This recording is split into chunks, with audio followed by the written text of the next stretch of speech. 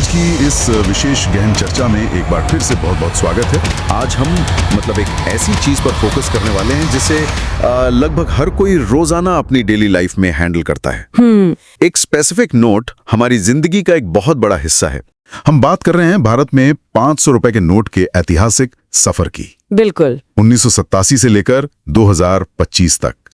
लेकिन उस नोट के पीछे जो एक लंबा इतिहास है ना, और उसमें समय समय पर जो मैसिव शिफ्ट्स आए हैं, उस पर शायद ही कभी ध्यान दिया जाता है। सही बात है। आरबीआई ने अक्टूबर 1987 में पहली बार 500 रुपए का नोट जारी किया। उस छोटे से कागज पर जो कला उकेरी गई है वो अपने आप में एक मास्टरपीस है। इस मास्टरपीस के विकास को अच्छे से समझने के लिए हम इसे 3 बड़े चरणों में बांट सकते हैं। शुरुआत करते हैं पहले चरण से, जिसे लायन कैपिटल सीरीज कहा गया, जो 1987 से 96 तक चला। आज की तुलना में वो सच में एक विशाल कागज का टुकड़ा महसूस होता था। रंगों का मिश्रण भी बहुत शाही था। इसमें ऑलिव ग्रीन, ग्रे और पर्पल यानी बैंगनी रंग के टोन्स का इस्तेमाल था ना। बिल्कुल।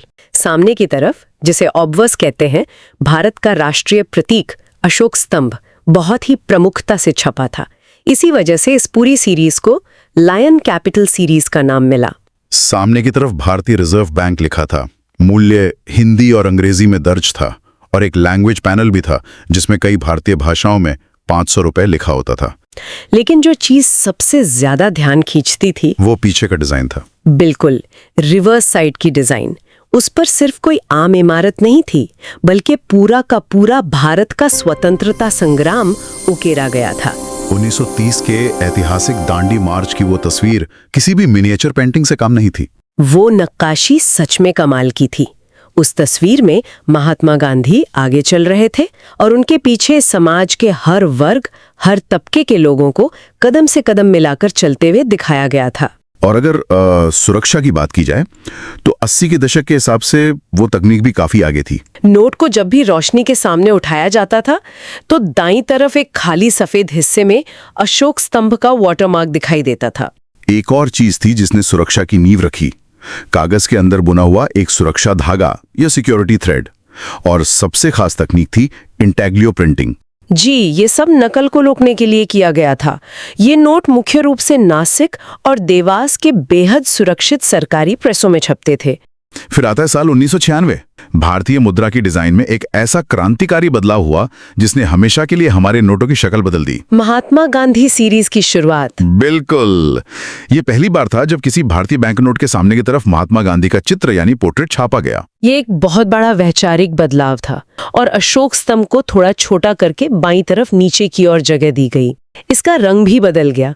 अब ये ग्रीनिश ग्रे रंग का था, जिसमें कई रंगों की बारीक छपाई शामिल थी। पीछे की तरफ का डिजाइन तो वही रहा, दांडी मार्च की तस्वीर वैसी ही थी। चित्र भले ही दांडी मार्च का था, लेकिन आरबीआई के आधिकारिक वर्गीकरण में 1996 से 2005 के बीच जारी हुए नोटों की मुख्य थीम ग्रामीण अर्थव्यवस्था और कृषि को माना गया। इसीलिए इस महात्मा गांधी सीरीज में सुरक्षा फीचर्स को पूरी तरह से अपग्रेड करना पड़ा, जैसे कि विंडोड सिक्योरिटी थ्रेड। बिल्कुल, ये धागा कागज में इस तरह बुना गया था कि ये बीच बीच में ऊपर दिखाई देता था और उस पर भारत और आरबीआई लिखा होता था। इसके अलावा माइक्रो लेटरिंग का इस्तेमाल हुआ। नोट पर कई जगहों पर इतने बारीक अक्षरों में आरबीआई और 500 लिखा गया था जिसे नंगी आंखों से देखना लगभग नामुमकिन था। उसे पढ़ने के लिए मैग्नीफाइंग ग्लास की जरूरत पड़ती थी। और वो फ्लोरेसेंट फाइबर्स वाला फीचर भी कमाल का था। लेकिन जैसे ही उसे अल्ट्रावायलेट रोशनी के नीचे रखा जाता, उसमें छोटे छोटे फाइबर्स चमक उठते थे। और 2005 में तो सुरक्षा को एक जादू के स्तर पर ले जाया गया। Optically variable ink. नोट के बीच में जो बड़ा सा 500 लिखा होता था, उसका रंग नोट को झुकाने पर हरे से नीला हो जाता था। लेकिन फिर इतिहास में एक ऐसा मोड़ आया जिसने भारतीय मुद्रा की पूरी कहानी को रातों रात बदल कर रख दिया। डिमोनेटाइजेशन। बिल्कुल। और यहीं से शुरुआत होती है हमारे तीसरे और सबसे हालिया चरण की, विमुद्रीकरण और महात्मा गांधी न्यू सीरीज की। और जब ये नया 500 रुपए का नोट लोगों के हाथों में आया तो वो अपने पुराने रूप से बिल्कुल अलग था। सबसे पहली चीज जो हर किसी ने नोटिस की वो थी इसका आकार। ये नोट पहले के मुकाबले काफी छोटा और सधा हुआ महसूस होता था। और रंग भी पूरी तरह बदल चुका था। हाँ, पुराने ग्रीनिश ग्रे को हटाकर अब एक बहुत ही परिष्कृत स्टोन ग्रे रंग का इस्तेमाल किया गया था। सामने की तरफ महात्मा गांधी का चित्र तो बरकरार रहा, लेकिन इस बार एक बड़ा बदलाव ये था कि देवनागरी लिपि में 500 लिखा गया। और भारतीय रुपए का नया आधिकारिक प्रतीक भी प्रमुखता से शामिल किया गया था। ये प्रतीक हमारी मुद्रा को एक वैश्विक पहचान दे रहा था। बिल्कुल, लेकिन जो सबसे बड़ा बदलाव था वो नोट के पीछे की तरफ हुआ, रिवर्स साइड पर। हाँ, 1987 से जो दांडी मार्च की तस्वीर हमारी राष्ट्रीय एकता और आजादी के संघर्ष की याद दिला रही थी, उसकी जगह अब भारत की ऐतिहासिक विरासत और संप्रभुता के प्रतीक ने ले ली थी, लाल किला। ये एक बहुत ही गहरा बदलाव था। नए नोट के पीछे दिल्ली के लाल किले की तस्वीर को जगह दी गई, जिसके प्राचीर पर भारतीय ध्वज शान से लहरा रहा है। और साथ ही स्वच्छ भारत अभियान का लोगो भी है। और अगर सुरक्षा की बात करें तो ये महात्मा गांधी न्यूज सीरीज एक अलग ही स्तर पर है। इस बार तकनीक का सबसे बेहतरीन इस्तेमाल देखने को मिला।